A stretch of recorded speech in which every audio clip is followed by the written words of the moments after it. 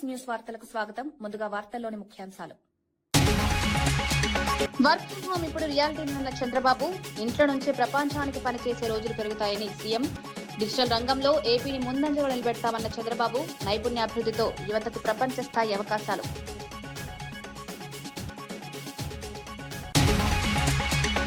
బాధ్యురాలికి నష్టం జరగకుండా చూడాలన్న కల్వకుంట్ల కవిత. అనవసర ప్రచారాలు ఆపాలని సూచించిన తెలంగాణ రక్షణ సేన. బండి కుమారుడితో పాటు అందరినీ అరెస్ట్ చేయాలన్న కవిత. పోక్సో కేసు దర్యాప్తు పారదర్శకంగా జరగాలని డిమాండ్.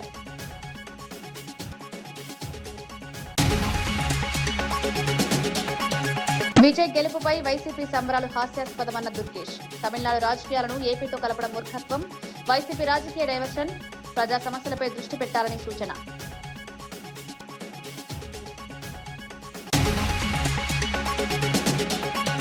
గ్రంథాలయం విజ్ఞాన గని లాంటిదన్న మంత్రి సీతక్క. పుస్తక పఠనంతో సమాజంలో చైతన్యం. గ్రామీణ ప్రాంతాల్లో గ్రంథాలయాల అభివృద్ధి. జ్ఞానాన్ని పంచే వేదికలే గ్రంథాలయమన్న సీతక్క.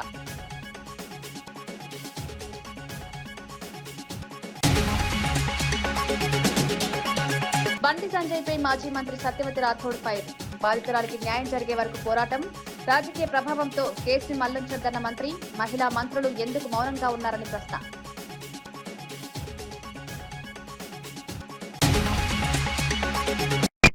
నిడమర్రులో జరిగిన కార్యక్రమంలో సీఎం చంద్రబాబు నాయుడు కీలక వ్యాఖ్యలు చేశారు. వర్క్ ఫ్రం హోమ్ అనేది భవిష్యత్తు కాదు, ఇప్పుడు రియాలిటీ అని పేర్కొన్నారు. ఇంట్లో కూర్చుని ప్రపంచం మొత్తం కోసం పనిచేసే రోజులు మరింత పెరుగుతాయని తెలిపారు. యువతకు వర్క్ ఫ్రం హోమ్ విధానం ద్వారా డబ్బు సంపాదించే అవకాశాలు పెరుగుతాయన్నారు. రాబోయే రోజుల్లో ప్రభుత్వంలో కూడా ఖర్చులు తగ్గించే కీలక మార్పులు తీసుకొస్తామని వెల్లడించారు.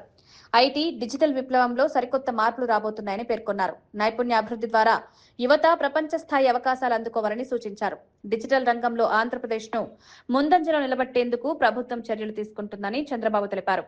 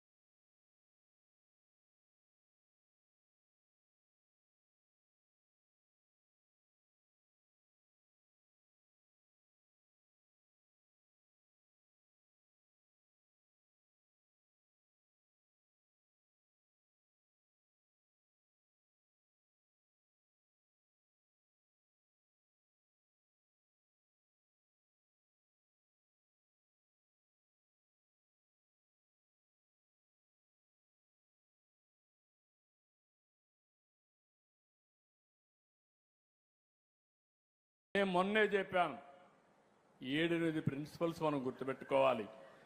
నేను ఇప్పుడు చెప్పడం కాదు.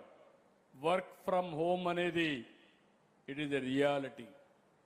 భవిష్యత్తులో కూడా వర్క్ ఫ్రం హోమ్ వస్తుంది. ఇంట్లో కూర్చొని ప్రపంచం మొత్తం పనిచేసే శక్తి వస్తుంది. డబ్బులు సంపాదించే అవకాశాలు వస్తాయి. గవర్నమెంట్లో కూడా ఇది చేస్తాం. దుబారా ఖర్చు తగ్గించాలి.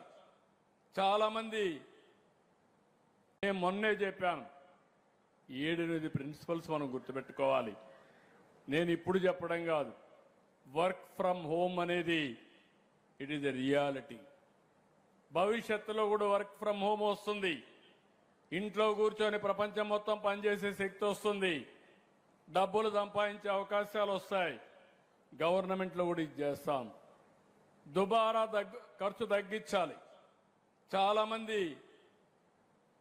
గ్రంథాలయం అనేది విజ్ఞాన గని అని మంత్రి సీతక్క అన్నారు. ఉపాధ్యాయుడిలాగే గ్రంథాలయం కూడా కొన్ని తరాలను తయారు చేస్తుందని పేర్కొన్నారు. మహబూబాబాద్ జిల్లా గొప్పతనాన్ని భవిష్యత్ తరాలకు తెలియజేసేలా పనిచేయాలని శ్రీకాంత్ రెడ్డిని కోరారు. పుస్తక పఠనం ద్వారా సమాజంలో చైతన్యం పెరుగుతుందని అభిప్రాయపడ్డారు. యువత చదువుపై ఆసక్తిని పెంచుకోవాలని సూచించారు. గ్రంథాలయాలు కేవలం పుస్తకాల నిల్వ కేంద్రాలు కాకుండా జ్ఞానాన్ని పంచే వేదికలన్నారు. గ్రామీణ ప్రాంతాల్లో కూడా గ్రంథాలయాల అభివృద్ధికి ప్రభుత్వం చర్యలు తీసుకుంటోందన్నారు. విద్యాభివృద్ధి కోసం సమాజం మొత్తం భాగస్వామ్యం కావాలని మంత్రి సీతక్క పిలుపునిచ్చారు. మరి ఇక్కడికి విచ్చేసినటువంటి కాంగ్రెస్ పార్టీ కుటుంబ సభ్యులు, పత్రికా మీడియా సోదరులు, అందరికీ కూడా పేరు పేరున హృదయపూర్వక నమస్కారాలు, ధన్యవాదాలు తెలియజేస్తూ ఉన్నాను. ఈరోజు గ్రంథాలయం అనేది ఏదో పేరుకు గ్రంథాలయం కాదు, అది విజ్ఞాన గని. ఏ అంశంలో నీకు స్పష్టత కావాలన్నా ఆ గ్రంథాలయానికి పోతే కావాల్సినటువంటి నాలెడ్జ్ని, కావాల్సిన సబ్జెక్టును, మనకు తెలియని అనేక అంశాలను కూడా నేర్చుకోవచ్చు, జ్ఞానాన్ని పెంచుకోవచ్చు, చదువును పెంచుకోవచ్చు. కాంపిటేటివ్ ఎగ్జామ్స్ కోసం కూడా మనము ప్రిపేర్ అయ్యి మరి ఆ గని ద్వారా, ఆ గ్రంథాలయం అందించే గొప్ప పుస్తకాల ద్వారా మనము ఎంతో గొప్ప ఉన్నత స్థానంలోకి రావచ్చు. కాబట్టి మరి ఒక టీచర్ కొన్ని తరాలను తయారు చేసినట్టుగా గొప్ప వాళ్ళను, అదేవిధంగా గ్రంథాలయం కూడా అదే రకంగా కొన్ని తరాలను మరి తరగని గనుల్లాగా తయారు చేస్తారు. కాబట్టి ఈ యొక్క మరి మహబూబాబాద్ జిల్లాకు ఉన్నటువంటి విశిష్టత, గొప్పతనాన్ని మరి భవిష్యత్ తరాలకు చాటే విధంగా మరి శ్రీకాంత్ రెడ్డి గారు పనిచేయాలని కోరుకుంటూ నెల్లూరులో తొలిసారిగా నిర్వహిస్తున్న తెలుగుదేశం పార్టీ మహానాడును కనివిని ఎరుగని రీతిలో విజయవంతం చేస్తామని హోంమంత్రి అనిత తెలిపారు. 3 రోజుల పాటు జరిగే ఈ మహానాడుకు రాష్ట్ర నలుమూలల నుంచి లక్షలాది మంది పార్టీ ప్రతినిధులు, కార్యకర్తలు, ప్రజలు హాజరు కానున్న నేపథ్యంలో అన్ని ఏర్పాట్లు వేగంగా కొనసాగుతున్నాయన్నారు. మహానాడుకు వచ్చే ప్రతి ఒక్కరికి ఎలాంటి ఇబ్బందులు తలెత్తకుండా వసతి, రవాణా, తాగునీరు, పార్కింగ్, భద్రత వంటి అంశాలపై ప్రత్యేక దృష్టి పెట్టామని వెల్లడించారు. కార్యకర్తలందరూ కూడా చాలా ఉత్సాహంగా ఎదురు చూస్తున్న ఒక మంచి తరుణం ఈ మహానాడు. ఈ మహానాడు ఈరోజు నెల్లూరు ప్రాంగణంలో ఈరోజు ఏర్పాటు చేయడానికి అనేకమైన కమిటీలు కూడా ఏర్పాటు చేసుకోవడం జరిగింది. ఆ కమిటీల బాధ్యతలు, ఆ కమిటీలు చేసే వాళ్ళ వివరాలు అవన్నీ కూడా ఈరోజు ఇక్కడ చర్చించుకోవడం జరిగింది. అందరూ కూడా చాలా ఉత్సాహంగా ఈ మహానాడులో పాల్గొనాలని మనస్ఫూర్తిగా అందరికీ కూడా తెలియజేసుకుంటున్నాం. మహానుభావుడు నందమూరి తారక రామారావు గారు పెట్టిన పార్టీ అప్పటి నుంచి ఇప్పటి వరకు కూడా భుజాన మోస్తూ గౌరవ ముఖ్యమంత్రి చంద్రబాబు నాయుడు గారు ఈరోజు నూతనంగా జాతీయ వర్కింగ్ ప్రెసిడెంట్గా ఎన్నిక కాబడిన నారా లోకేష్ గారి ఆధ్వర్యంలో జరగబోతున్న మొట్టమొదటి మహానాడు అంగరంగ వైభవంగా ప్రతి ఒక్క కార్యకర్తకి కూడా గుర్తుండిపోయేటట్టుగా చేయడానికి ఇక్కడున్న ప్రతి కార్యకర్త కూడా కృషి చేస్తున్నారు. వాళ్ళందరికీ కూడా అభినందనలు తెలియజేసుకుంటూ మహానాడు కార్యక్రమం దిగ్విజయంగా పూర్తి కావాలని మీ అందరి సహాయ సహకారాలు కోరుకుంటున్నా. Thank you. జై హింద్. తమిళనాడులో విజయ్ గెలిస్తే ఏపీలో వైసీపీ సంబరాలు చేసుకోవడం హాస్యాస్పదమని ఏపీ మంత్రి కందుల దుర్గేష్ వ్యాఖ్యానించారు. ఊర్లో పెళ్లికి కుక్కల హడావిడిగా అనే సామెత గుర్తొస్తోందని సెటైర్లు వేశారు. తమిళనాడు రాజకీయాలు వేరు, ఏపీ రాజకీయాలు వేరు అని పేర్కొన్నారు. 2 రాష్ట్రాల రాజకీయాలను కలపడం మూర్ఖత్వమని విమర్శించారు. విజయ్ గెలుపును వైసీపీ తమ విజయంగా చూపించుకోవడం రాజకీయ డైవర్షన్ మాత్రమేనన్నారు. ప్రజలు ఈ రాజకీయ నాటకాలను గమనిస్తున్నారని పేర్కొన్నారు. ఏపీ అభివృద్ధి అంశాలపై మాట్లాడకుండా ఇతర రాష్ట్రాల రాజకీయాలపై హడావిడి చేయడం సరికాదన్నారు. ఇక్కడికి వచ్చి దర్శనం చేసుకుని వెళ్ళిపోయేటువంటి వారు 1 రోజు 2 రోజులకి పరిమితం కాకూడదనేటువంటి ఆలోచనతో వచ్చిన వాళ్ళు కనీసం 2-3 రోజులు ఉండి కేవలం ఆలయాల్లో దర్శనాలు మాత్రమే కాకుండా చుట్టుపక్కల ఉన్నటువంటి అన్ని ప్రకృతి సౌందర్యం ఉన్నటువంటి అనేక కార్యక్రమాలను కూడా చూడాలని, టూరిజంకి సంబంధించినటువంటి అనేక కార్యక్రమాల్లో పాల్గొనాలనేటువంటి ఆలోచనతో ఇవాళ ఆంధ్రప్రదేశ్ రాష్ట్ర ప్రభుత్వం, కూటమి ప్రభుత్వం, ముఖ్యమంత్రి చంద్రబాబు నాయుడు గారు, ఉప ముఖ్యమంత్రి పవన్ కళ్యాణ్ గారు, పైన ఉన్నటువంటి ప్రధానమంత్రి నరేంద్ర మోడీ గారు ఈ రాష్ట్రంలో పర్యాటక రంగాన్ని అభివృద్ధి చేసి తద్వారా ఫుట్ఫాల్ అనేటువంటిది వచ్చిన వాళ్ళు 2-3 రోజులు ఉండాలి అనేటువంటి ఆలోచనతో హోటల్ ఇండస్ట్రీని, హాస్పిటాలిటీ ఇండస్ట్రీని పెద్ద ఎత్తున ప్రమోట్ చేస్తున్నటువంటి సంగతి మీ అందరికీ తెలిసిందే. అందుకే ఇవాళ ఈ రాష్ట్రంలో గడిచిన ఈ 20 నెలల కాలంలోనే ముఖ్యంగా పర్యాటక రంగంలో రమారమి 20,000 కోట్ల పెట్టుబడులకి మేము ఎంఓయూలు చేయడం జరిగింది.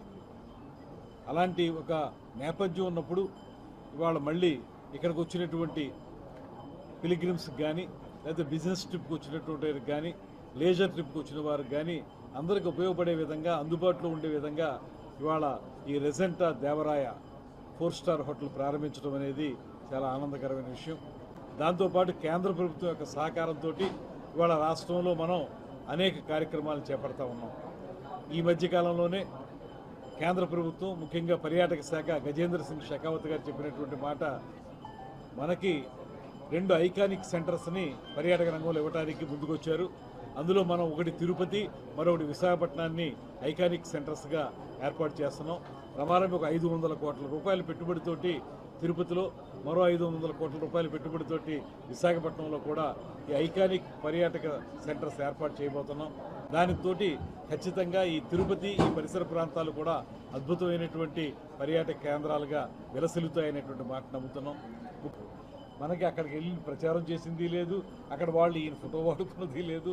ఏదో ఒకటి మ్యారేజ్కి పిలిస్తే కట్సి సేక్ మ్యారేజ్కి వచ్చారనేటువంటి మాట వినపడతా ఉంది. దాన్ని వాళ్ళు పొలిటిసైజ్ చేసి దాన్ని పోల్చుకుని మేమేదో వాళ్ళు మేము ఒకటే అనేటువంటి విధంగా మాట్లాడడం అనేది సమంజసం కాదు. అది హాస్యాస్పదం. దానికి ఏంటంటే ఏదో చెప్తారు కదా, ఊళ్ళో ఎవరికో పెళ్ళి అవుతుంటే ఇంకేదో వాళ్ళు ఆనందం పడ్డాయి అనేటువంటి విధంగా ఉంటుంది. అటువంటి విధానంగానే చూడాలి తప్పితే దాన్ని వాళ్ళు అక్కడ జరిగినటువంటి కండిషన్స్ వేరు, ఆ పొలిటికల్ సిచ్యువేషన్స్ వేరు, ఇక్కడ పొలిటికల్ సిచ్యువేషన్స్ వేరు. దాన్ని వాళ్ళు అన్వయించుకోవడం అనేది మూర్ఖత్వం అవుతుంది అనేటువంటి మాట చెప్తారు. పొలిటికల్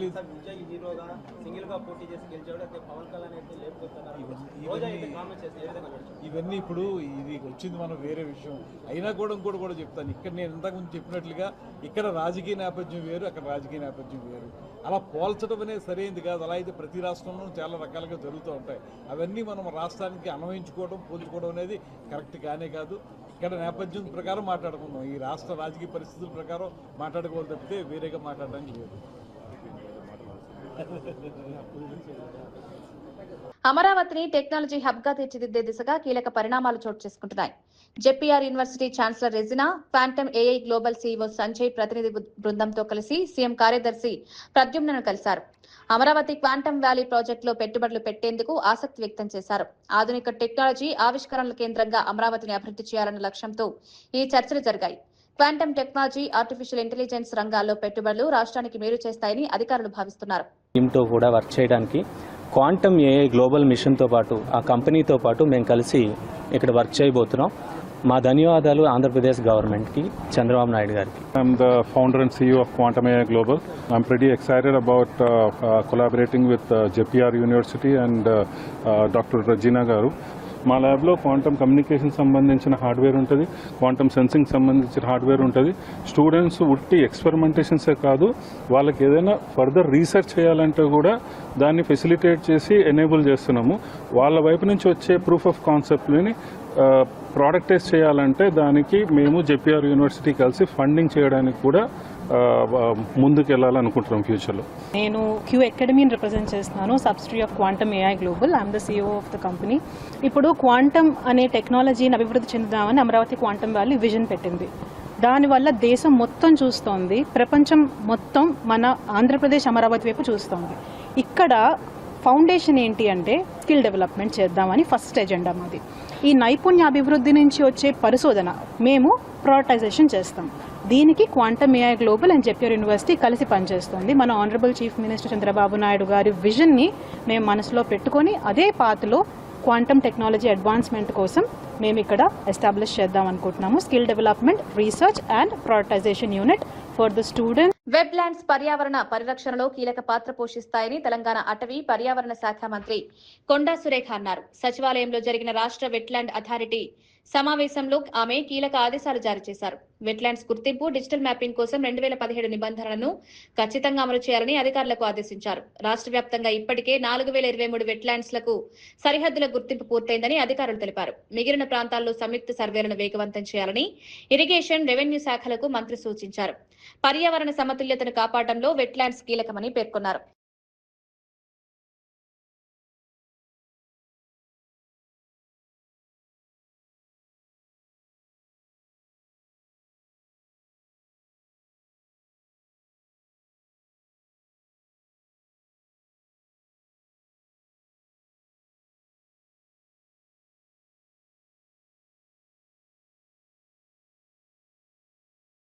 తమిళనాడు రాజకీయాల్లో ఏఐఏడీఎంకే అంతర్గత విభేదాలు మరోసారి బయటపడ్డాయి.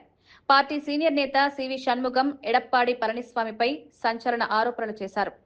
గతంలో డీఎంకే నుంచి తనకు 2 ఫోన్ కాల్స్ వచ్చాయని తెలిపారు. ఆ తర్వాత ఏవీఎస్ స్వయంగా డీఎంకేతో చేతులు కలిపి ప్రభుత్వం ఏర్పాటు చేస్తామన్నారని ఆరోపించారు. ఈ వ్యాఖ్యలు ప్రస్తుతం అన్నా డీఎంకేలో ప్రకంపనలు సృష్టిస్తున్నాయి. పార్టీలో అసలు ఏం జరుగుతోందన్న చర్చ మొదలైంది.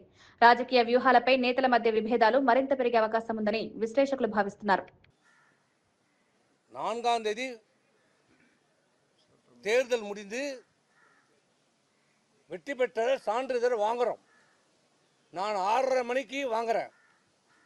வாங்கிட்டு உடனே வீட்டில் கொடுத்துட்டு சென்னைக்கு கிளம்பிட்டேன். வந்து கொண்டே இருக்கிறேன். ஒரு 7:30 மணி இருக்கும் நான் செங்கல்பேட்டை தாண்டும் போது. யார் என்று பேரெல்லாம் கேட்காதீங்க. அதெல்லாம் கேட்காது, சொல்ல மாட்டேன். திமுகவில் இருந்து 2 முன்னாள் அமைச்சர்கள் எங்கள் லைனுக்கு வராரு. என்னடா இவங்களுக்கு சம்மந்தமே இல்லை, நம்ம கூட வராங்க. முதல்ல நம்பர் தெரியாமல் எடுத்துட்டேன். நான் தான் பேசுகிறேன். என்ன பார்த்து நல்ல பதிவை வாங்கிக்கணுவாங்க. நம்ம தோத்துட்டோம், என்ன நல்ல அமைச்சர், என்னமோ பேசுகிறாரு, ஒன்றும் புரியல விட்டேன். அப்புறம் இன்னொரு அமைச்சர் வராரு. இல்லை என்னன்னா நான் 5 வருஷமாக கண்டுக்கல, இப்போ தான் ஃபோன் பண்ணிங்களேன்னு கேட்டேன். இல்லை எல்லாம் நல்லபடியாக போகுது, எல்லாம் நல்லா பார்த்துங்க, நல்லா அமைச்சர் என்னமோ சொல்கிறாங்க, எனக்கு ஒன்றும் புரியல. நாங்கள் தோல்வி இதில் அந்த சங்கடத்தில் விட்டுட்டோம்.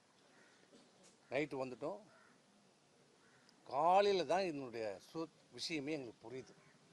காலையிலே எங்களுக்கு செய்தி வருது, பொய்ச்சாளர்லேருந்து என்னன்னு பேசுகிறாரு, நம்ம ஆட்சி அமைக்கிறோம்.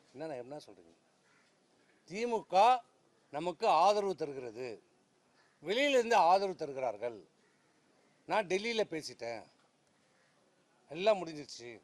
திமுக ஆட்சியில் பங்கேற்கல, அவங்க வெளியிலேருந்து நமக்கு ஆதரவு தருகிறாங்க. அந்த கூட்டணியில் இருக்கிறவங்களுக்கு மட்டும் ஒரு அமைச்சர் கொடுங்க, மீதி எல்லாம் நீங்கள் எடுத்துங்க, நமக்கு ஒரு 25 அமைச்சர்கள் கிடைக்கும். நான் கேட்டேன், இது எப்படின்னா, இந்த இயக்கம் ஆரம்பிக்கப்பட்டது எதனால? திமுகவை எதிர்த்து தொடங்கப்பட்ட இயக்கம். திமுக ஒரு தீய சக்தி, அது அழிக்கப்பட வேண்டும் என்று சொல்லி தொடங்கப்பட்ட இயக்கம். புரட்சித் தலைவர் எம்ஜிஆரால் தொடங்கப்பட்ட இயக்கம் அனைத்து இந்திய அண்ணா திராவிட முன்னேற்ற. ఛత్తీస్గఢ్లోని నారాయణపూర్ జిల్లా అబుజ్మాడ్ అటవీ ప్రాంతంలో భద్రతా బలగాలు భారీ మావోయిస్టు డంపును స్వాధీనం చేసుకున్నాయి. కోంబింగ్ ఆపరేషన్ లో భాగంగా సిఆర్పీఎఫ్, బీఎస్ఎఫ్ సంయుక్తంగా ఈ ఆపరేషన్ నిర్వహించాయి. లొంగిపోయిన మావోయిస్టులు ఇచ్చిన సమాచారంతో ఈ డంప్ ను గుర్తించినట్లు పోలీసులు తెలిపారు. ఇందులో భారీ మొత్తంలో నగదు, ఆటోమేటిక్ ఆయుధాలు, పేలుడు పదార్థాల తయారీలో ఉపయోగించే ఎలక్ట్రానిక్ పరికరాలు లభ్యమైనట్లు వెల్లడించారు. అడవుల్లో దాచిన మావోయిస్టు డంపులను గుర్తించేందుకు భద్రతా బలగాలు నిరంతరం ఆపరేషన్లు కొనసాగిస్తున్నాయని ఎస్పీ రాబిన్సన్ గురియా తెలిపారు. ఈ స్వాధీనం మావోయిస్టు కార్యకలాపాలకు పెద్ద దెబ్బగా అధికారులు భావిస్తున్నారు. और अपना महाराष्ट्र बॉर्डर वाले क्षेत्रों से काफी अच्छा वेपन रिकवरी हुआ है. इसमें 3 नग AK-47 है, 3 SLR है, 2 303 है, 315 है, फिर बहुत सारे more than 250 to 300 live rounds हैं और साथ ही साथ अन्य दैनिक उपयोगी सामान भी मिले हैं. और ड्यूरिंग ऑपरेशन डंप से कैश रिकवरी भी हुई है. 2 जगहों से कुल 1,64,64,000 रुपया जब्त हुआ है, जो इसमें कुछ पुराने नोट भी हैं. और ये पूरी कार्रवाई में STF, नारायणपुर DRG, हमारे BSF ITBP का एक संयुक्त योगदान रहा. और पैरामिलिट्री फोर्सेस यहाँ जितनी भी डिप्लॉयड है, सभी अपने लेवल पे अपने सोर्सेज से कंटिन्यूसली इंटरेक्ट करते हैं. और आने वाले दिनों में भी अभी भी जो 2-3% काम बचा हुआ है ये डंप से रिलेटेड, ये भी आने वाले दिनों में कार्रवाई की जाएगी. और नक्सल मुक्त अबूझमाड़ का सपना जो साकार हो चुका है, इसमें నీటి ప్రశ్నాపత్రం లీకేజ్ కి కేంద్ర ప్రభుత్వ నిర్లక్ష్యమే కారణమంటూ బీఆర్ఎస్వీ నాయకులు లోక్సభ భవన్ వద్ద భారీ ధర్నా నిర్వహించారు. కెల్లు శ్రీనివాస్ యాదవ్ మాట్లాడుతూ దేశవ్యాప్తంగా 24 లక్షల మంది విద్యార్థుల భవిష్యత్తును బీజేపీ ప్రభుత్వం అంధకారంలోకి నెట్టిందని ఆరోపించారు. నేషనల్ టెస్టింగ్ ఏజెన్సీ పరీక్షల నిర్వహణలో పూర్తిగా విఫలమైందన్నారు. పగలు రాత్రి కష్టపడి చదివిన విద్యార్థులకు పేపర్ లీకేజ్ బహుమతిగా ఇచ్చారా అని ప్రశ్నించారు. బీజేపీ పాలిత రాష్ట్రాలు పేపర్ లీకేజ్లకు కేర్ ఆఫ్ అడ్రస్ గా మారాయని విమర్శించారు. రాధాకృష్ణన్ కమిటీ సిఫారసులను అమలు చేయకుండా వేల కోట్లు సంపాదించడానికి ఆన్లైన్ పరీక్షలు నిర్వహించడం లేదన్నారు. వెంటనే పరీక్షను రద్దు చేసి కొత్త తేదీలు ప్రకటించాలని డిమాండ్ చేశారు. కేంద్ర విద్యాశాఖ మంత్రి ధర్మేంద్ర ప్రధాన్ రాజీనామా చేయాలని గెల్లి శ్రీనివాస్ యాదవ్ డిమాండ్ చేశారు. పేపర్ లీక్ కాబట్టి దీనికి వ్యతిరేకంగా గవర్నర్ గారికి అంతమంది మేము వచ్చాం కాబట్టి దీన్ని వెంటనే ధర్మేంద్ర ప్రధాన్ చర్యలు తీసుకోవాలని డిమాండ్.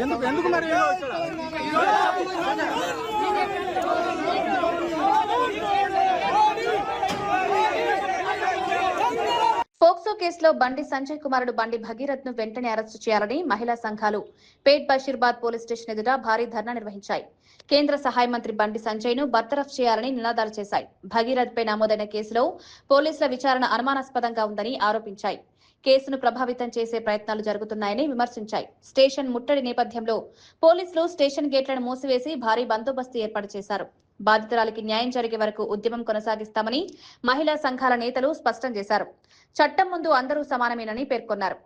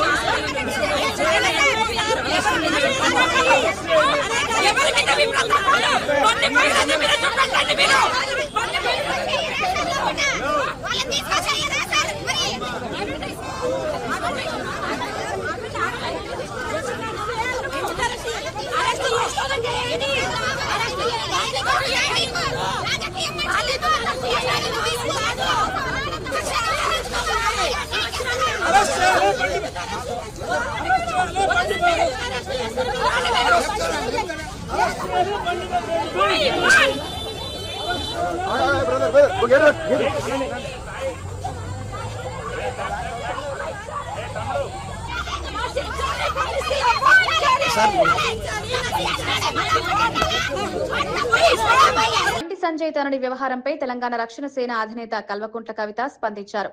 ఇలాంటి వ్యవహారాలు అధికంగా ప్రచారంలోకి రావడం వల్ల ఆడపిల్లలకు నష్టం జరుగుతుందని ఆవేదన వ్యక్తం చేశారు. బాధితురాలికి ఎలాంటి ఇబ్బందులు కలగకుండా అనవసర ప్రచారాలు ఆపాలని సూచించారు. అదే సమయంలో కేసులో ప్రమేయం ఉన్న వారందరినీ అరెస్ట్ చేయాలని డిమాండ్ చేశారు. బండి కుమారుడితో పాటు సంబంధం ఉన్న ప్రతి ఒక్కరిపై చట్టపరమైన చర్యలు తీసుకోవాలని పేర్కొన్నారు.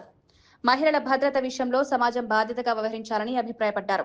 ఏది పడితే అది వాగితే ఆడపిల్లలకి ఎక్కువ నష్టం జరుగుతుంది. మన సమాజం ఇప్పటికి కూడా రేపు పొద్దున బండి సంజయ్ గారి అబ్బాయి దోషి కాదు అని తేలినా, దోషి అని తేలినా సమాజం మగపిల్లల్ని క్షమిస్తుంది, కానీ ఆడపిల్లలకు మాత్రం కంప్లీట్గా లైఫ్ బర్బాద్ అయ్యే పరిస్థితి ఉంటుంది. ఇవాళ బీఆర్ఎస్ పార్టీ సోషల్ మీడియా చేస్తున్న అత్యుత్సాహంతో ఏం జరిగింది, బండి సంజయ్ వారి సైడ్ నుంచి వాళ్ళు ఆ ఆడపిల్ల మొత్తం వీడియోలు, ఫేసులు, ఫోటోలు మొత్తం బయట పెట్టారు. అంటే ఒక అమ్మాయి, ఆమె మైనరో కాదో అనేటటువంటి చర్చ ఉంది. ఆ అమ్మాయి జీవితాన్ని నాశనం చేయడానికి ఇవాళ డైరెక్ట్గా బీఆర్ఎస్ పార్టీయే కారణం. ఏం అవసరం ఉంది, అంత అత్యుత్సాహం ఏముంది? ఇష్యూ సాల్వ్ చేయనియండి. మాట్లాడుతున్నారు కదా, డెఫినెట్గా ఆడపిల్ల పక్షమే ఉంటాం. మన తెలంగాణ సమాజంలోనే అది ఉన్నది, ఆడపిల్ల పక్షమే ఉంటాం. కానీ ఇవాళ ఆడపిల్ల జీవితం నాశనం అవడానికి కారణం ఎవరు? ఎందుకు అమ్మాయి ఫోటోలు బయటికి రావాలి, అమ్మాయి వీడియోలు బయటికి రావాలి? నేను పోలీస్ శాఖ వారిని కోరుతా ఉన్నాను, ఎవరెవరైతే ఆ అమ్మాయి ఫోటోలు, వీడియోలు పోస్ట్ చేసిండ్రో ఆ సోషల్ మీడియా అకౌంట్స్ బ్లాక్ చేయండి, వారిని ఖచ్చితంగా అరెస్ట్ చేయండి. మీ ముఖ్యమంత్రి మీద ఒక చిన్న పోస్ట్ పెడితే ఇవాళ ఎత్తపోయి అరెస్ట్ చేస్తున్నారు. కాబట్టి ఒక ఆడపిల్ల జీవితాన్ని నాశనం చేసేటట్టుగా పోస్టులు పెట్టి, వీడియోలు పెట్టి, వాళ్ళ ఫ్రెండ్స్తో ఉన్నప్పటి ఈ ఫోటోలు అన్ని బయట పెట్టినటువంటి అకౌంట్స్ని బ్లాక్ చేయాలి, ఖచ్చితంగా వాళ్ళని అరెస్ట్ చేయాలని చెప్పి నేను డిమాండ్ చేస్తూ ఉన్నాను. కేంద్ర హోంశాఖ సహాయ మంత్రి బండి సంజయ్ పై మాజీ మంత్రి సత్యవతి రాథోడ్ తీవ్ర విమర్శలు చేశారు. నా కుటుంబం జోలికి వస్తే అంతు చూస్తానన్న బండి సంజయ్ వ్యాఖ్యలకు ఘాటుగా కౌంటర్ ఇచ్చారు. గతంలో బండి సంజయ్ కుమారుడు పబ్బులు, క్లబ్బుల్లో గొడవలు చేసినప్పుడే తండ్రిగా బుద్ధి చెప్పి ఉంటే ఈ రోజు ఒక అమ్మాయి జీవితం నాశనం అయ్యేది కాదని, బాధితురాలికి అన్యాయం జరుగుతుంటే మహిళా మంత్రులు ఎందుకు మౌనంగా ఉన్నారని ప్రశ్నించారు. చట్టం ముందు అందరూ సమానమేనని పేర్కొన్నారు. కేసులో నిష్పక్షపాత విచారణ జరగాలని డిమాండ్ చేశారు. నువ్వు ఆ స్థాయికి తగినట్టు ఒక హుందాగా ప్రవర్తించావా బండి సంజయ్ గారు? ఎవరంతా చూస్తావు, నీ మాటలతోనే కదా నీ కొడుకు ఇంత పాడైంది. ఒక తల్లి కొడుకు ఎక్కడో కోడిగుడ్డు దొంగతనం చేసినవాడు గట్టిగా చెప్పి ఉంటే, మందలించి ఉంటే పెద్ద దొంగ అయ్యేవాడు కాదు. నీ కొడుకు ఎప్పుడో ఇంటర్మీడియట్లో 10th ఉన్నప్పుడు మరి గొడవలైనాయి, క్లబ్లలో పబ్బులలో గొడవలైనాయి అని చెప్పి పేపర్లో వస్తే ఆ రోజు నువ్వు కరెక్ట్గా భయపెట్టి ఉంటే ఒక ఆడపిల్ల జీవితం ఈ విధంగా అయ్యేది కాదు. ఒక ఆడపిల్లకు దేశానికి న్యాయం చేయాల్సిన వాళ్ళు మీ ద్వారానే ఇక్కడ ఆడపిల్లలకు అన్యాయం జరుగుతుంటే రక్షించాల్సిన వాళ్ళే భక్షిస్తా అంటే ఇంకెవరికి చెప్పాలో నిజంగా ఈ రాష్ట్రం ఎటుపోతుందో అర్థం కాని పరిస్థితి. దురదృష్టం ఏంటి అంటే రాష్ట్రానికి ముఖ్యమంత్రి హోంశాఖ చూస్తున్నాడు. 3 నెలలుగా ఒక ఆడపిల్ల పోలీసుల చుట్టూ తిరిగి ఇబ్బంది పెడుతుంటే పైనుంచి పోలీసులే భయపెట్టి రాజీ చేసే ప్రయత్నం చేస్తుంటే మరి ఇంటెలిజెన్స్ వ్యవస్థ మరి ఏం గడ్డి పీకుతుందో నిజంగా చాలా బాధాకరం. ఏం చేస్తున్నారు? నేను కూడా మహిళా శిశు సంక్షేమ శాఖ మంత్రిగా ఈ రాష్ట్రంలో మహిళా మంత్రులు ఉన్నారు. అంటే బండి సంజయ్ గారి కొడుకో న్యాయం, రాష్ట్రంలో మిగతా పిల్లలకు ఒక న్యాయమా?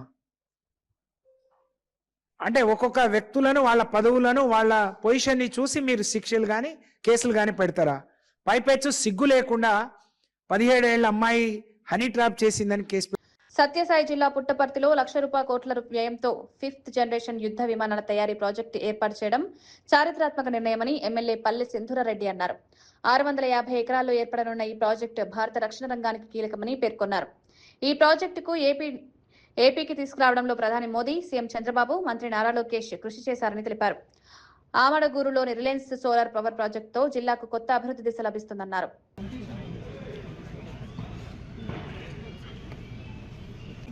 ఫోటో చేసుకున్నాక గదిలో కూర్చుంటారు. సో మిగిలిన అందరూ కూడా మీటింగ్లోకి వచ్చేస్తారు.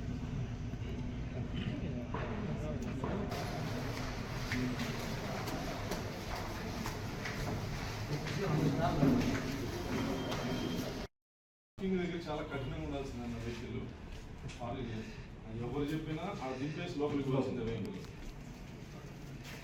ఒకటేనా పార్కింగ్ పబ్లిక్ పార్క్ పక్కనే దానికి అడిషనల్గా మన స్పెషల్కి ఈ ఫోటో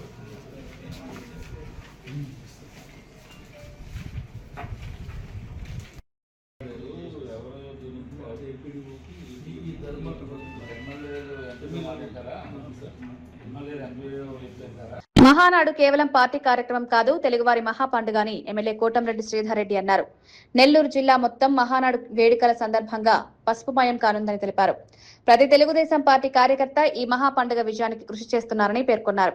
నెల్లూరులో జరిగే మహానాడు ఇప్పటివరకు ఎక్కడా లేని విధంగా వైభవంగా నిర్వహిస్తామని చెప్పారు. మహానాడు చరిత్రలో నిలిచిపోయేలా ఏర్పాట్లు చేస్తున్నామని తెలిపారు. పార్టీ శ్రేణులంతా భాగస్వాములై కార్యక్రమాన్ని విజయవంతం చేస్తారని విశ్వాసం వ్యక్తం చేశారు. మరి ఈ మహానాడు మొట్టమొదటిసారిగా నెల్లూరు జిల్లాలో జరుగుతుంది. తెలుగుదేశం పార్టీ చరిత్రలో నెల్లూరు జిల్లాలో జరగటం ఇది మొట్టమొదటిసారి. మాకు కూడా చాలా సంతోషంగా ఉంది. కారణం ఏంటంటే మేము కూడా తెలుగుదేశం పార్టీకి వచ్చి కొత్త 4 సంవత్సరాలు అయింది. మరి